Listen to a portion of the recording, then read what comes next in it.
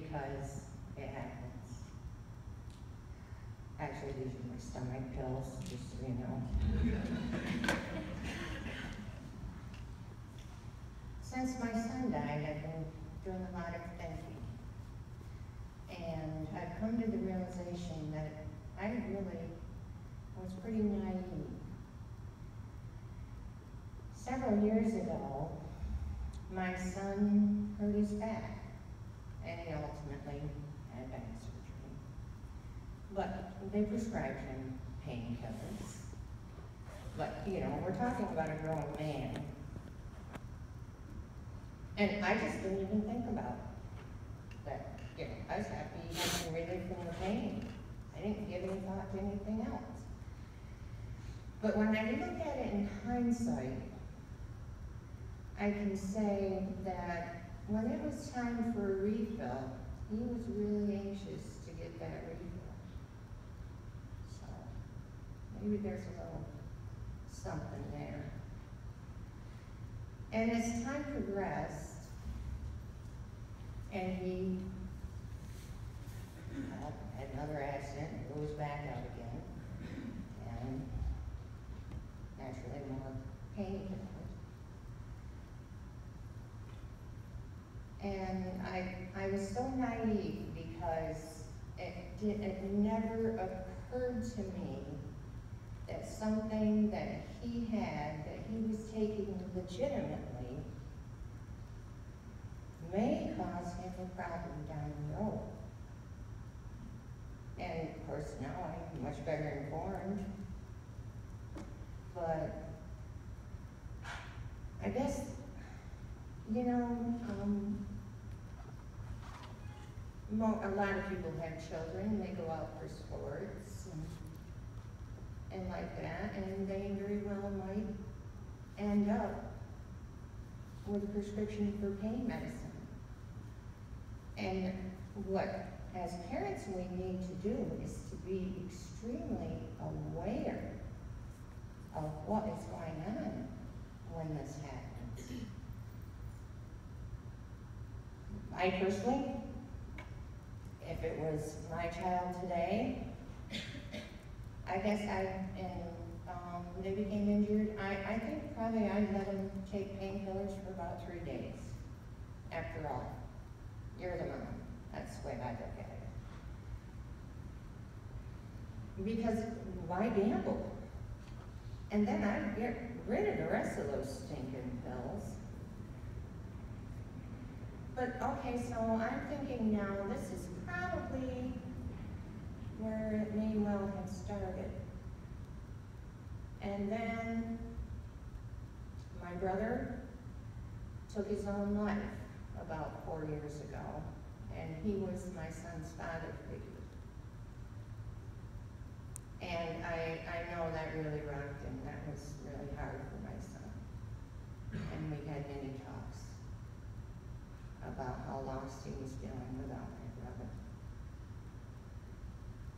But things kind of got to changing along the line.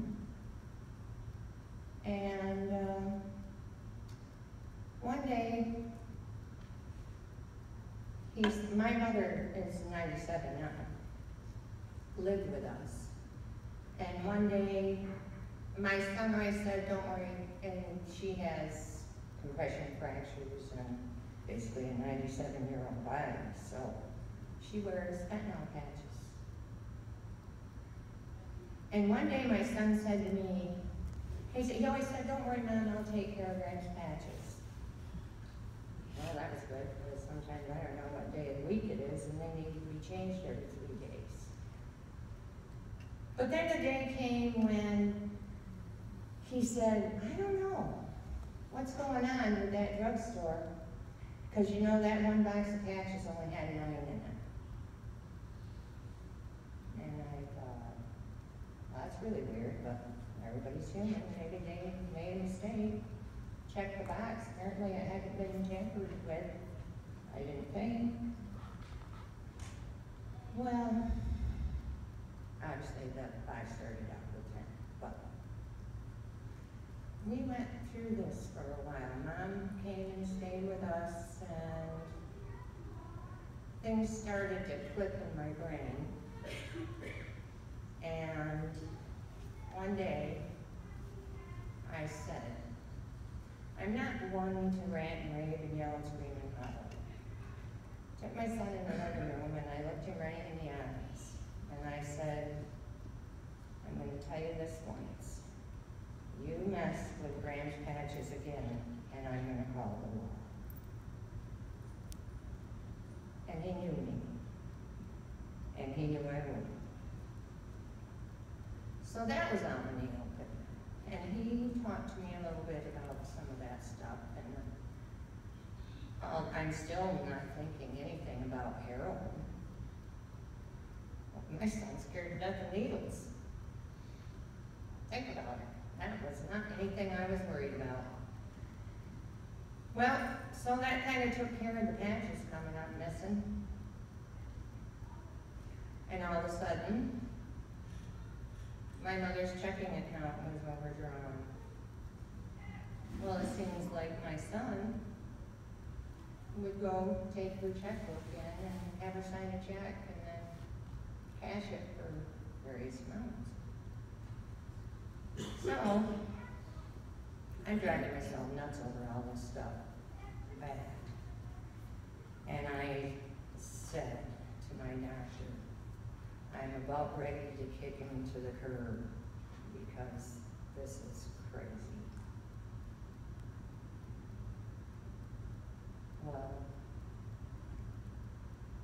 if your child was sick, would you just kick them out of your house and hope that they got better on their own? You gotta love them. So I started changing the way we did things. When he came to the house and said, oh my gosh, you're gonna turn off my light bill, my response was, what are you gonna do about it? Oh geez, Mom, I got nothing in my refrigerator, I'm really hungry. Well then, I guess you better figure it out. And anything that came along then, it started to be in his corner. It wasn't in my corner anymore because it wasn't my battle. It was his battle. Yeah, I was very concerned, sick with worry, but it was his battle. It wasn't mine. And every time I would get myself thinking about it again, I would say, not your battle, Mom, not your battle, not your battle. It's their battle, it's his battle. It was his battle. And he started changing the way he was thinking. All of a sudden, he didn't have Mom to fall back on. He had himself, and he better figure it out. And it wasn't too long after I cut the umbilical cord. It took me 4 years. He decided that he was tired of being sick and he needed to go into treatment. And he did, and he did good. So I guess probably his story might have started here. And then with life itself cruising along and affecting him where it hurt bad, it moved on. And actually, I've been doing some research, and 1 out of every 5 people who take prescription painkillers, opioids, tend to become long-term users. And 9 out of 10 heroin addicts started with prescription painkillers. So think about that. Think about that. Be aware. But don't try to fight your children and friends and loved ones' battles for them. Love them and support them and let them know that they're worth it, that their life matters, that you would really love to see the original back again, and let them know that you'll help. But there's a line between that helping and enabling. And it's a very thin one. And I think everybody might be a little bit different. But in my case, I needed to let my son take responsibility for his own actions. I needed to take the weight off of myself. And I needed to really make him realize that I loved him, but I didn't like the stuff he did. And I just want to leave you with a little mental picture.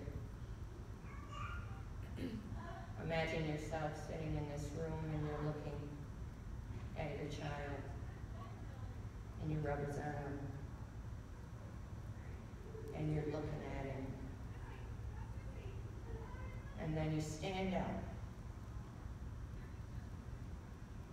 and you're gazing at him, and you know that that will be the last time. And you bend over,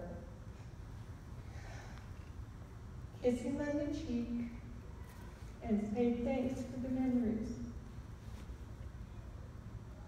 Don't let that happen to you. Thank you.